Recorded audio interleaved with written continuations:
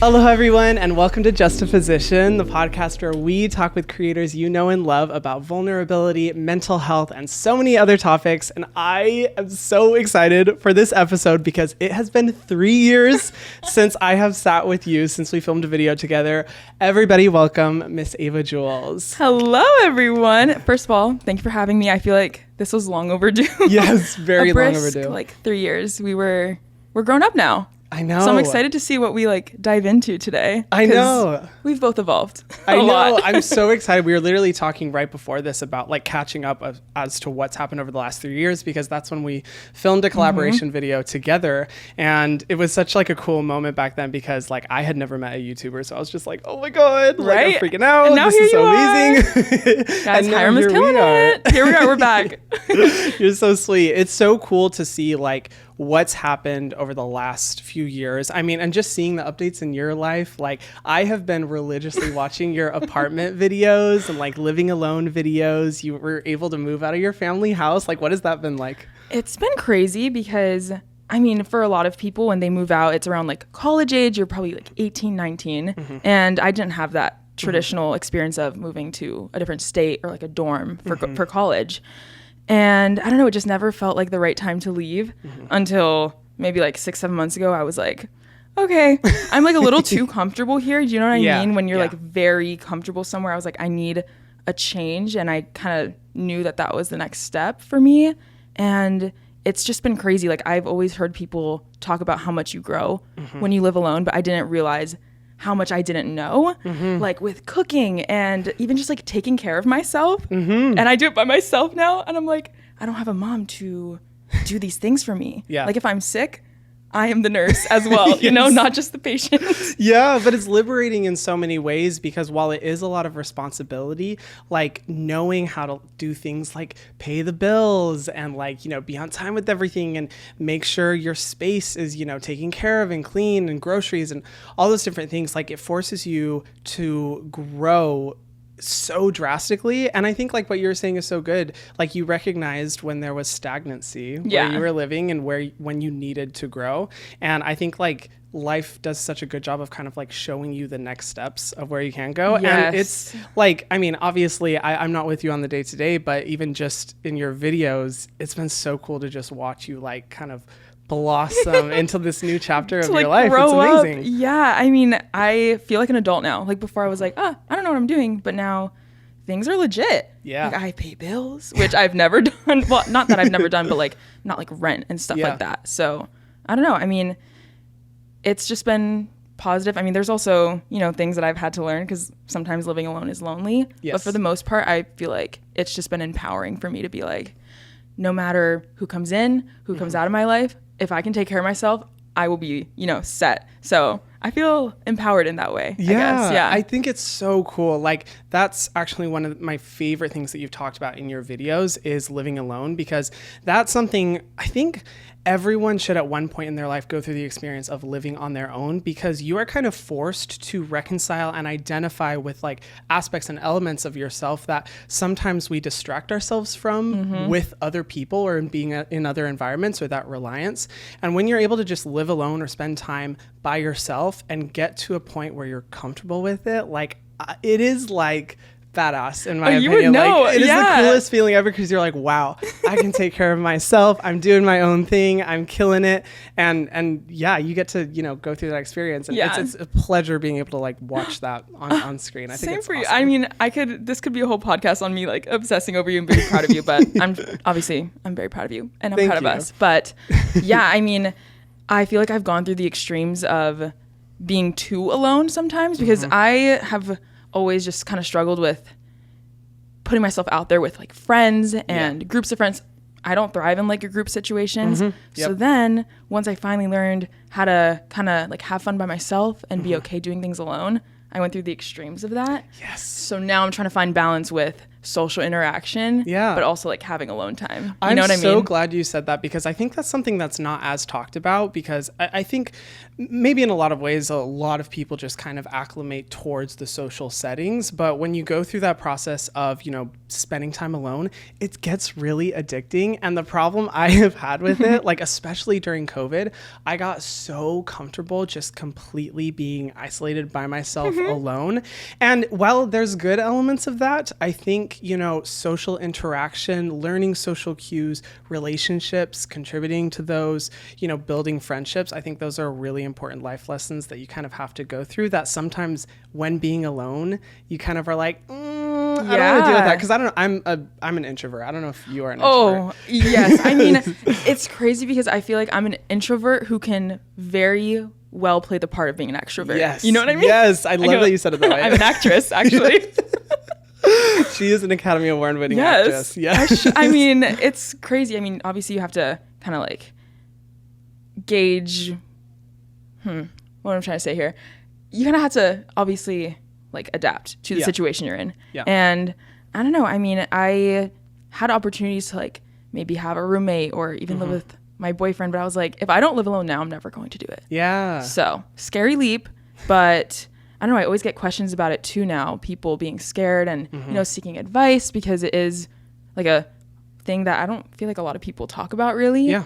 And I don't know, you just have to do it. And you do figure it out, because humans are made to adapt. Yep. And you'll always adapt no matter what situation you're in. Yeah. It's that ultimate leap of faith. And then as long as you're finding balance, like I am like a huge believer in, like, my favorite quote is like balance in all things. Cause I think it's just so important to find that balance of like thriving in your alone time, getting that time to recharge as an introvert, really being able to spend time, completely isolated from everyone else and being comfortable with it, while also putting yourself out there, building new relationships, making new friends, getting that social interaction, and being healthy in both ways. And it's hard. It is. It's hard, especially in the world today where we're kind of like getting more and more isolated with like phones and social media and stuff like that. Yeah. Oh, I sound like such an old person. I'm like, it's the damn phones. But it is. At least we're self-aware. I'm sorry if I sound old, but yeah, I feel like now more than ever, I think that balance is really important. And it's cool, that you have been able to like start going through that process, and it just makes me like really, really proud of you. And I won't fangirl any longer. But yeah, I mean, it's so cool to see it. One of the things that I feel more connected to you than say other content creators is that you're based in Hawaii. Oh yeah. Yes. I know that. I mean, it's growing here. Yeah. But I remember when you initially reached out to me, I was like, I haven't done a collab in years. And honestly, like since we did that collab, that might have been my last one for a little bit. Yeah. It was too iconic to try and top it. No. But yeah, it was a fun moment. It's nice having someone here who kind of like gets it. Even though we don't talk often, it's just knowing that you're like here. I love that we both live here. And when you meet someone who lives in Hawaii, it's like instant connection. You know what I mean? Like you have something to like relate on. It's so cool because it's just such a different environment. Like one of the reasons I love it here so much is that the pace of life, the overall attitude is so different than anywhere else I've visited or lived, because there's just this underlying chill, like take it easy, take things too seriously, like if you're stressed out, go to the beach, go on a hike, type of like energy that I just don't really recognize in other places. And that's why I love connecting with people in Hawaii, because I feel like there is this mutual laid backness. Oh, totally. That is, especially in this industry, in the content creation industry, is so hard to find. It's kind of nice to be separated in a way. Like, yeah, what is that like for you? Like being away from like LA and all the places where, there's kind of an expectation that a content creator would go. I mean, I went through a phase where I was like, if I don't move to LA soon, my career is over. Like I have to move there, because I was 18. This was when things were really starting to pick up for me, and all my friends were like moving there. Everyone that was big, especially in like the lifestyle vlogger industry, lived in LA. And so, me being impressionable and 18, I was like, I need to move to LA. which was a whole thing. I mean, I have amazing supportive parents, and I had to do like a Google presentation of why I needed to move to LA. I was like, I need to go to meetings with my manager, and I need to do collabs. Meanwhile, like, I can very well pick up a phone, and I don't do collabs anyway. Exactly. So exactly. That didn't matter. But I just thought that I needed to be there. And, you know, when you're that young, you're very impressionable, and you kind of want to follow what your friends are doing. You don't want to feel left out. I had really bad FOMO at the time, which is really normal, especially when you're that young, because you don't want to like miss out on the fun. And especially living here, we're so removed from that. Yeah, extremely. It's crazy. I mean, now I appreciate it, and Same. I'm like, never, you know, you can travel. But at the time, I really thought that in order for my career to thrive, I had to live there. And I never ended up moving there, obviously. I was going to move in with one of my super close YouTube friends, but it never worked out. And I'm just glad it didn't. Because I don't know, I think for my personality, I do thrive here. And I love the pace. I love like the people I have here. And I don't know, for me, it wasn't like my heart didn't want to go there, but I just thought I had to. You know what I mean? Like I didn't have any reason really. Yeah, and especially at that time, like I think social media has evolved so much now where people widely recognize that like you can kind of do it from anywhere. You can be in the middle of bumfuck nowhere and like have a YouTube channel and do totally fine. But I remember back then, because when I was starting my channel and I was trying to grow it, I was like, okay, if I don't hit this goal by the end of the year, I'm going to move to LA because that's where everyone says you have to be to grow. And I'm so glad I hit the goal before that point, because I didn't end up moving there. And I'm so glad I didn't, because like you said, it's so nice having a separation from that. Totally. Because, you know, constantly being in the frame of mind of just like content creation and networking and collaboration and, you know, who do you know? And like all this kind of stuff can, for me, I feel like be really overwhelming. And I feel like you kind of have a similar personality, you know, where it's way more about like just the relaxing kind of nature that is here as opposed to maybe there. And obviously location doesn't determine, you know, everything in your life, but I feel like in this industry it can kind of impact that in a lot of ways. And I'm honestly really glad you didn't, because I think people really appreciate it. And imagining your content without Hawaii integrated, that is literally, that is a different universe I cannot imagine like ever happening. I'm so glad you stayed. I know me, and I know that if I moved there, I would not have found my own identity, because like, especially at that age, I was, like I said, impressionable, and I had like this amazing group of friends. But for me, with like having super close friends, my personality was almost like a mirror of theirs. So I never had my own, almost, in a way, if that makes sense, because I was constantly with people.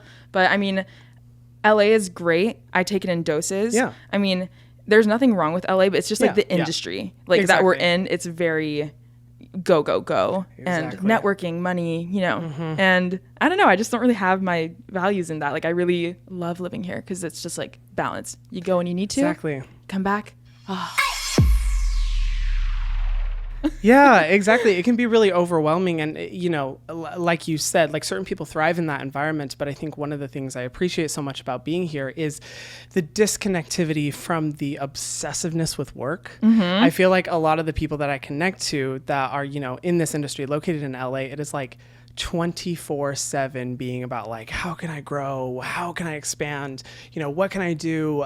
Content, you know, all this stuff. And I feel like the kind of spirit that's here is all about, you know, balancing.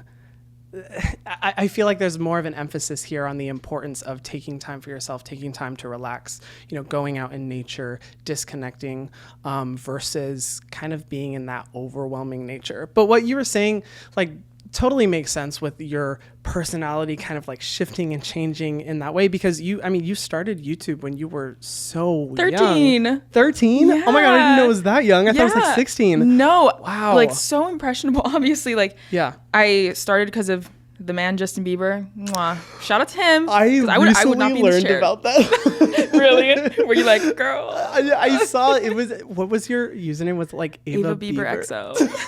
I love it. I was manifesting. Yes. It didn't work, but I got a job out of it. You know what? One day, you know, he's still out there. You may be able to meet him one day. No. I go, That's okay. I'm very happy in my relationship. I just got to give him a shout out because like I did start because I was obsessed with him. Shout out to Justin Bieber. Yeah. And Haley. You guys are a power couple. Yes. Love it. Love. But I don't know. It's crazy because I was literally a kid. And people that start social media now start it when they already kind of have like a sense of self and have a better idea of who they are. So it was weird to kind of grow up on the internet and figure that out while people are like judging it. Yeah. You know what I mean? Because that's not normal. No. To have you go through, me literally going through like puberty and like life changes. And I don't know. I mean, a lot of it I didn't share, you know, like with stuff in high school or whatever like happened. But I just used to hate those comments that are like, she's changed. Oh, I hope so. Yeah, as we should, as humans naturally, organically should. We should evolve, like, because that is one thing I am very grateful for. Being able to grow online once I had already established my own sense of identity and security within myself.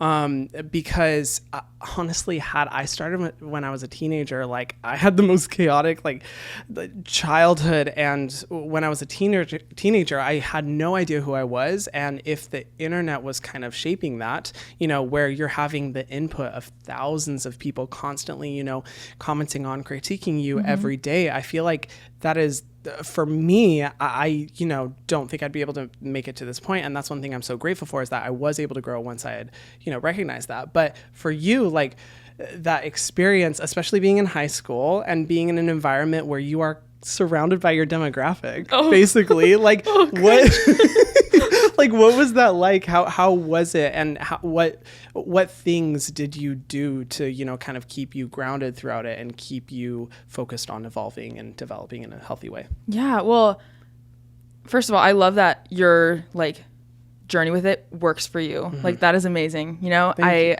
feel like mine worked for me in a way. Yours worked wonderfully for you, because I don't think if I started now, you know, it's like everything does happen for a reason. So I'm happy for it. But when I was in middle school was kind of when I started, and everyone's like awkward in middle school. Like, you know what I mean? People are mean in middle school. Like, you don't know who you are. I mean, obviously you're not supposed to know who you are as a middle schooler. Like, it's like the most insecure time I feel like, when you're in middle school. And so putting myself out on the internet at that time, one, I'm honestly glad I didn't start in high school, because in middle school, everything was just like silly to me. And so I didn't really care if people like teased me. It was more just like, okay, brush it off, whatever. It wasn't that serious to me. I was like just making videos about what posters I have in my room. Yeah. You know what I mean? And then it was more so once I got into high school that's kind of when things got a little more sometimes mean. I mean, I didn't deal with like crazy bullying, but you know, there was always opinions. It was definitely weird, like being around my age group, because now I'm so separated from it. Because obviously I'm not like in a college setting or anything, but being in high school, especially when this was before doing what we do is like cool.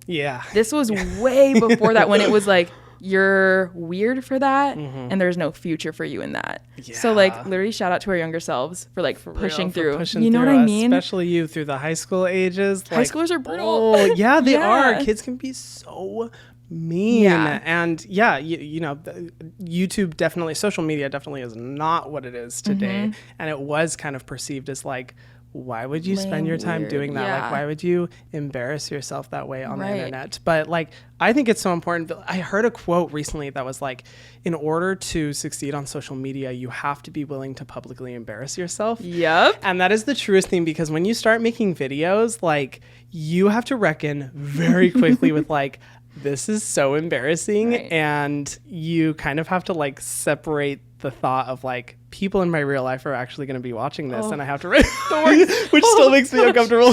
Literally the worst. No, but I completely agree. I mean, I kind of have to separate myself from that. Because I would just like, knowing that people who like know me in person are consuming the stuff I'm putting out, and like a lot of stuff is not stuff I say to these people in my life, you know? Because it's like when you're talking to a camera, it doesn't feel like that. It feels like you're talking to yourself. And it's like a safe space too, where you feel like you can just say anything, maybe things that you would feel like not as comfortable saying like face to face to someone, you know? I mean, there's still stuff I refuse just because I'm like, my grandparents watch, listen, consume, my parents, I'm like, I mean, people who can talk about like everything, I love it. I'm just not there yet. I'm not there yet. But yeah, I mean, referring to your question, I know you asked me how I kind of like stayed grounded in high school going through all of that.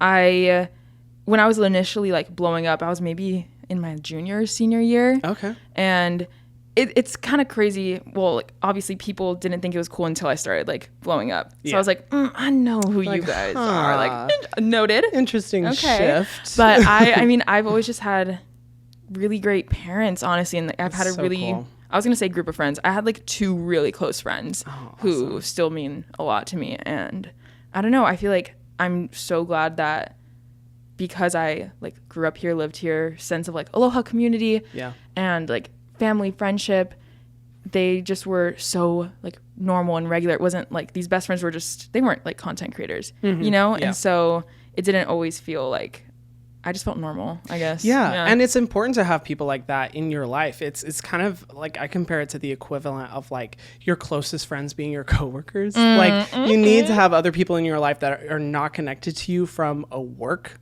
standpoint.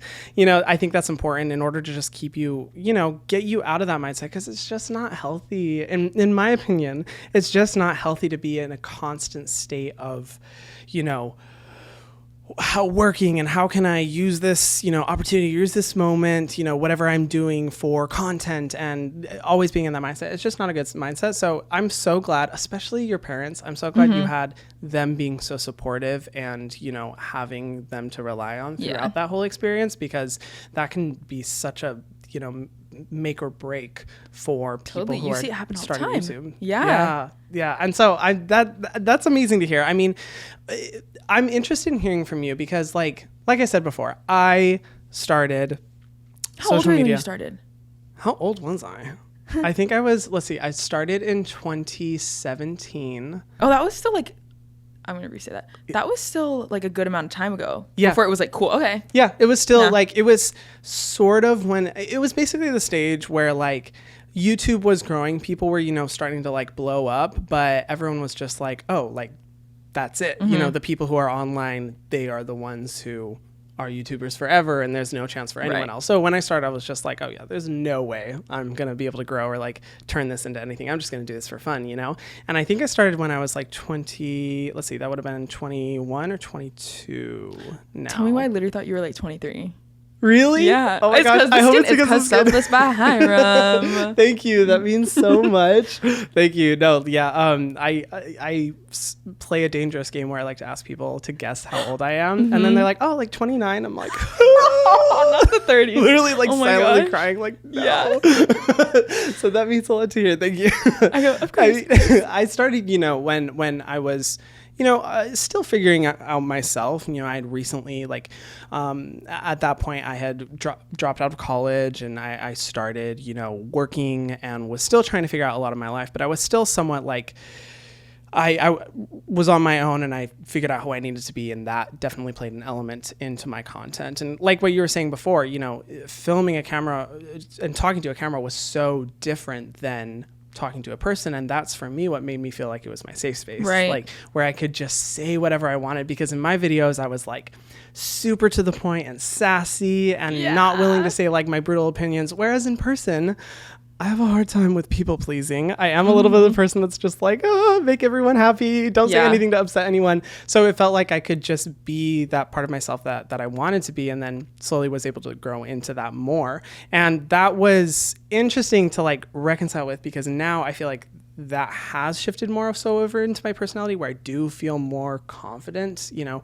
a lot in that way. And it has kind of improved how I do relationships and how I, you know, look at work in my life and work-life balance and all those different things. And so it's helped me grow as an individual a lot, which is why I'm so grateful, you know, to social media for giving me the opportunity to be able to, you know, personally, you know, qualitatively develop as a person. But what has your experience been with, like, you know, having a presence online? I always am interested in talking to creators and being like, what is mental health like? Because for me, social media is a bitch for mental health. It is so difficult. And so I always love, you know, like hearing what I'm interested in hearing, like, what has it been like for you, and like reconciling with the fact that millions of people are watching, commenting, spectating, viewing so much of what you do.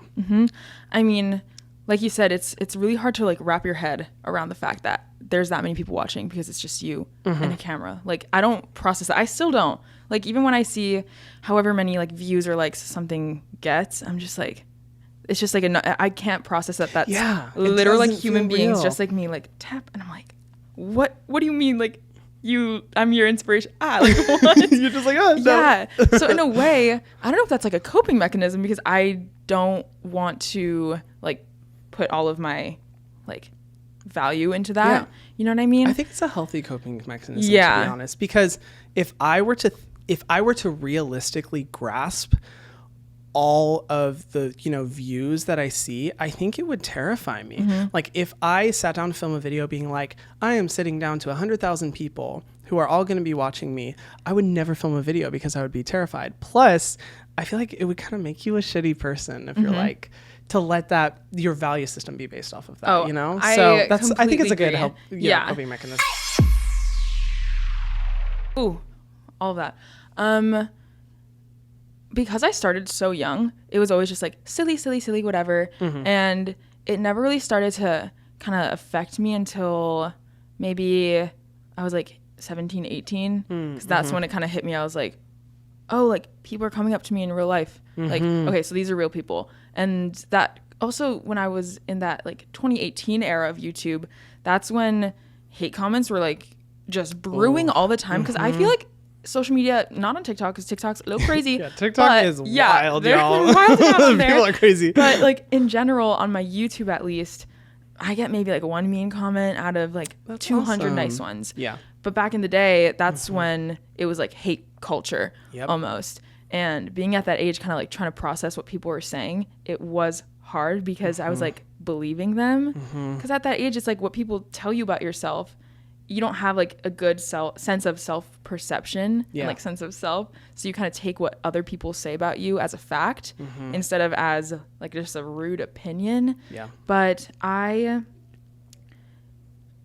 don't know. I mean, even now I feel like I've really had to try and create good balance with everything, because I do like get affected by it sometimes. You know, like it's a lot to process because it's not like a normal human thing to have people like spectating and like judging, but I'm not complaining about it because you know, we post. Like, I'm very well aware of like that I could stop. I don't want to, like I love what I do, but it's normal for it to like impact you, you know, because like I always love to look at it from a more like like scientific perspective, where like, you know, we as humans are tribal creatures. We are genetically only designed to be able to handle the perspectives and, you know, the viewpoints of like 10 to 30 people. So being put in a situation where you are trying to process the emotions and the comments and the viewpoints of tens of thousands, hundreds of thousands, millions of people,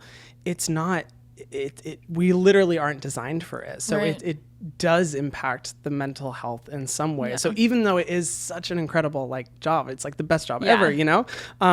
It does. Can like magnify those issues. Yeah, exactly. I agree. I mean, what I love about social media is that now it's not like a shame to talk about mental health, because even me, like I didn't really start talking about stuff until I started a podcast, because I just feel so safe on podcasts. I'm like, let's get into it. You know, not that I'm tired of just, I don't feel like I've ever put up like this perfect fake reality, but I just never really like peeled back the layers and have been like, okay, like this is what I go through. You know, like even in this industry, like I go through a lot of social anxiety. And so this industry like definitely magnifies that, because in a way it's like, why do you think all my videos are filmed alone? Because I do not think that. For like, real though. For real. Together 2 and 2.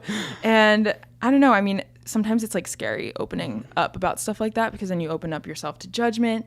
But at the end of the day, it's like, how many people are you helping by helping them feel like what they're going through is normal, whatever like someone struggles with online. I love when they share it, even if I don't personally go through it. Because like when it comes to like mental health struggles, so much of them reside in the shame associated with them and the privacy, you know, like mental health issues thrive in not opening up about them and keeping them away and feeling shame in revealing them to anyone. So by putting that story out there and people being able to see that you're going through a similar struggle, they are able to identify that like, oh, what I'm going through is not just me. It's not just me being weird. I don't have to feel as shameful about this, because look, someone I love watching online is going through it. And if they're going through it, then a lot of other people must be, and they can read through comments. Like, that's why I think talking about mental health is so important, and why it's an element of this podcast, and why I've talked about it on my channel so much, because the reality is like, if you just by sharing your story can just help even one person be able to like go another day, or be able to just feel a little bit more confident about themselves, it's worth it. It's like, it's the coolest feeling ever.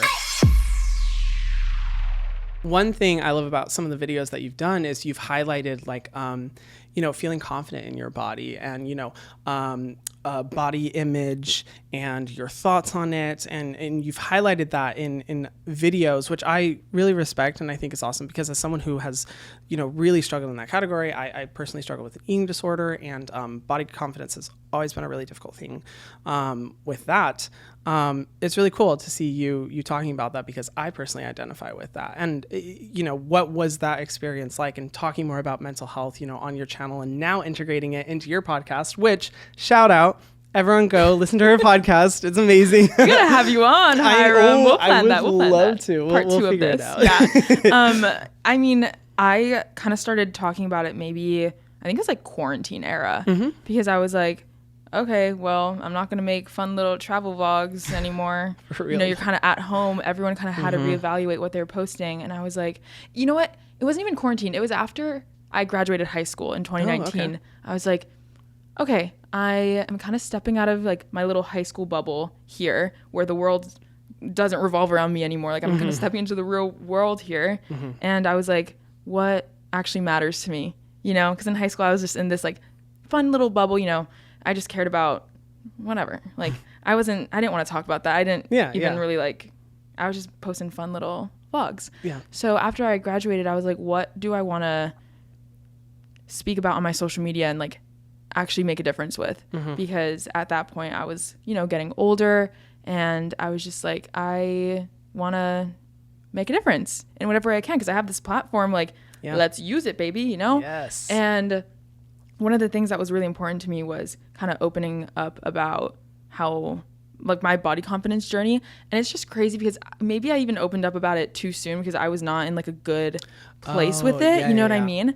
But also, I'm kind of grateful that I talked about it when I did, just because I feel like sometimes when you hear someone open up about like a mental health struggle or whatever it is, any type of struggle, if it's already after they've already like healed from it, it's like, oh, I wish you talked about it sooner. So yes, thank you. Honestly, I've talked about that on my channel before, where I'm like, we need less success stories. We need more people talking about their continued journey and growing through that, and showing kind of the pain points and the struggles, not the happy ending story, Yeah.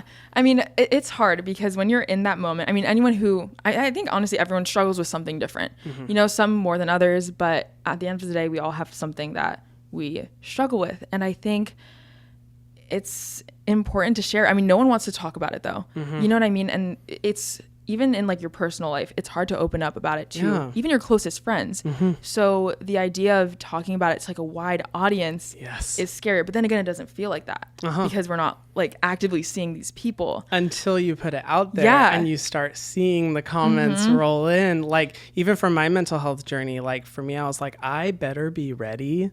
I better be emotionally ready and able to handle all the shit that I'm going to see online, because if I haven't gotten to a point where I have strength within myself to have confidence in my own mental health and feel, okay where I'm at, there's going to be so many comments from so many people just breaking you down, dissecting it, being like, oh, but you have a perfect life. I mean, what was that like? I totally understand where you're coming from with that. I mean, the response was mostly amazing. Good. People were happy, but there's always going to be like the few who pick it apart and kind of like use it against you in a way, which makes things scary. Plus, if your people in your personal life watch your stuff, it's like, okay, now they know you're like going through something that you didn't really feel like opening up about. And I don't know. I mean, at the end of the day, I would rather do that than just like keep it in, because I don't know. I just love that it's becoming like more widely talked about. Yes, like, it's so therapy's being normalized. I remember like a few years ago, I went to I did therapy in high school. I think I was like a senior. That's awesome. And at the time, I like no one knew, not even like my closest friends. I was like ashamed of it. And now everyone talks about it, and I'm like, I don't know. I just feel like we're going in a really good direction with it. We are. Yeah. I feel like TikTok has helped a lot with that personally, because the amount of like mental health journeys I've seen people open up about on TikTok, I'm like, the detail, the things that they're talking about, I'm just like, wow, this generation has changed so much of the way that we perceive mental health, even just opposed to 5 years ago, like not even that long ago. And it's so cool that it's being celebrated and normalized, because like I said before, it takes the shame away from that. It gives strength. And like, even for me, and talking about my own mental health, in a way, once you've kind of put it out there and you've talked about it, I feel like that's part of the healing journey. Yes, you know, it really is. You grow so much from that, and by putting it out there, you kind of realize like,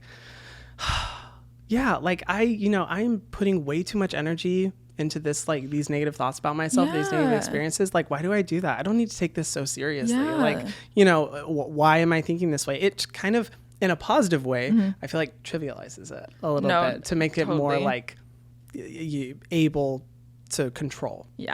I mean, in my experience, like one thing that was always hard for me, I remember maybe like last year, I would like look at pictures of my high school stuff and be like, I was like, oh, I had like the perfect body back then. And then I rethink back and I'm like, but in that moment, back in 2016, I hated myself. Exactly. Like, you know what I mean? It's just crazy. And that's kind of when I was like, it is time to just like let go of whatever's in my head that makes me think I need to like look a certain way, be a certain way, whatever. Because it's like controlling my life. And it was in a way just, I wasn't getting to like experience all the things that I fully wanted to like experience, because I was just being held back by, it sucks the joy out of like so many moments when you're so fixated on that kind of stuff, especially with like, well, really anything, but like in the case of, body image struggles, it'll take moments away that are so joyful. Like, you understand, like being here in Hawaii, going to the beach, and for me, it was always like before, like a pool party or going to the beach with friends or something, just like stressing out and thinking like, well, what is my body going to look like? And I have to like exercise a lot and make sure I look, like a good weight, and like, what are they going to think? And then in the moment, you give so much thought and energy to it that it just takes away from the joy of the moment. And then afterwards, when you think back to it, you're like, wow, that could have been such an amazing experience, and I literally just spent the whole time obsessing about the way I look. And the thing is, like, probably no one even notices. And that's if someone says something mean, like, that's not the person you kind of want to be around anyway. Get them out of your life. Like it's crazy, like the amount of energy we put into like certain thoughts, and we let it like control us, but no one else is like perceiving us like that. No. And I don't know, it's really, it's hard, because I totally understand, especially with this season, like hot girl summer, blah, blah, blah, like bikini body. Oh my God. Like, first of all, I hate, like, for me, a big trigger is like how to get bikini body ready. I'm like, yes. No. I mean, you know what? You do what you want to do. But like, personally for me, I'm not going to go through this like crazy 8-week regimen before summer hits, because that's like triggering for me. And I'm also like, I don't know. I'm fine with the way I am.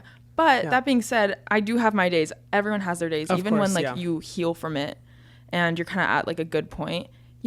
I just think it's normal to, and I don't know, especially like having hormones, your body fluctuates. It's gonna change, and I can't expect to look the way that I did when I was 16. You know what I mean? It's like, okay, I'm like a woman now. I'm 21. I like have boobs now. yes. Like, I'm not gonna, so I don't know. It's just crazy, because I used to put so much like, one thing that really helped me, I'd not get on scales. That is horrible. Sorry, but like, tell me why I would be having a great day, go into the doctor's office, find out what weight I am, and then suddenly like everything's ruined. So I'm like, but nothing changed, but me knowing. You look exactly the same. Yeah. So it's like, you really have to know your triggers with whatever you go through. Oh yeah, you have to put parameters in place. That was a critical part of me being able to heal from my eating disorder. And I say heal, I don't mean like I am totally fine now, I never even have to think about it. Like, at some level it is a daily struggle, but you get better at managing it. And for me, like, I had to identify my triggers, one of which was a scale. A lot of times, looking in the mirror, certain types of clothing, certain types of food, you have to identify those things. And like, work on your relationship to them, or if you can, just avoid them, you know, like especially like scales. It's like, okay, yeah, maybe at the doctor's office it's fine, but even at the doctor's office, a lot of people don't know this. You can ask not to see your weight, which I think is so important. And you can ask them, you know, say like, tell them, I don't want to know my weight, just record it for your purposes, because literally besides that, you don't need to know your weight, like things like that. And thank you for touching on like summer body, beach body, bikini body bullshit. I'm sorry, but like I am under the belief that like no matter like you're always in bikini body mode. Like you can always wear a bikini. Go to the store, put it on, and you have a bikini body. Yeah, I mean, it's crazy because I kind of like speaking back to when like great moments were ruined by like my own head. I remember I was on this really once in a lifetime like brand trip to an island with a ton of my friends, and all of my friends had like society's like perfect type of body. You know, they all obviously went through their own struggles. Like even people who are smaller have their own struggles. So, you know, body confidence doesn't only it applies to all types of bodies. But for me, I just remember having that experience be ruined because I was like, I'm like the biggest one here. And the thing is like, I was like, what? Like, I don't know. I mean, it all starts like in your head. And I don't know. I'm like a big advocate for therapy. That's something that helps me a lot. Even just like opening up to people in my life. Yeah. Just talking about it. Like I am a huge believer in therapy. I don't think there should be any shame around it. I am under the belief that every single person on this earth should be in therapy and that it should be available to all, because you always, you know, mentally we're all going to be going through some shit. Like society values that, you know, we have, you know, kind of mess us up in the head. Things like, you know, body image and idealizing a certain type of body and having that be the expectation. Because the reality is like moments like that for any type of mental health struggle, it will suck so much joy out of your life. And my biggest fear, like what I've come to realize is such a big fear, is to look back on my life and my experiences and have regret, because I was like, I was just completely focused on all the wrong things that in reality no one is fixating on, you know, and no one at that party was thinking about like how my body looked. No one at the beach was watching themselves. Exactly. Everyone's so like internal that, you know, we're all like analyzing ourselves way too much. Yeah. So it's like, and we just have to enjoy life more sometimes. Exactly. And think of how much a boss ass move it is to just be able to say like, you know what? I don't care. I'm going to have fun. I'm just going to enjoy the moment. I'm not going to think about this stuff. And that's the benefit of therapy. That's the benefit of being able to talk about those struggles and those issues that you're going with. And that's, you know, the benefit to also, I think, like what we were talking about before, society like progressing. I think in so many ways, we have a long way to go. So we are by no means where we need to be. But I think by celebrating, you know, in relation to body confidence, like just accepting and loving, you know, the way that you look and not being focused on that, and other people too. Yeah. And like holding, you know, I know for me, one of the most powerful things that has helped me in body confidence is imagining if the personal narrative that I have going on in my mind, if I said that about other people. You know, when I think to myself and just being like, oh, you're so fat, you're so ugly, you know, why do you look this way, blah, blah, blah. And then I say to myself, like, Hyram, would you ever say that about another person? It's like, over my dead body, right? I would. Like, I would absolutely never. Such a true and point. So, you know, treating yourself more kindly in that way. And thank you so much for like documenting that online. I get a lot of inspiration from it. I know so many people who are watching do as well. And like, keep doing it, please. Yeah, you know, we're gonna have the silly little vlogs, but also like sprinkle in the good stuff. Yeah, it's gotta be a good balance. But yeah, a good balance. Yeah, no, and I mean, thank you so much for coming on this podcast. Like, this 45 minutes went by so fast. It has been 45 minutes. I know. I black out when I record podcasts. Yes. Fingers crossed it's good. We'll see. Yes. Oh my gosh. Yeah, you guys, please go listen to her podcast. It is amazing. I just love your energy, your spirit, and just the way that you talk about things. I could listen to you all day. You're so sweet. I would love to be on the podcast. Oh yeah, no, we're not gonna wait 3 years. We're not gonna wait 3 years. Okay? He'll be on soon, but thank you for having me. Of course. Thank you so much for coming in. You guys go subscribe to her YouTube channel, go watch her videos. They are amazing. And of course, please subscribe to Justaposition as well if you want to learn more about these types of conversations and see more amazing creators on like Ava. Thank you so much for listening and watching, you guys. Have a great day. Bye. This has been a production of Ramble, a Cadence 13 studio. New episodes every Thursday.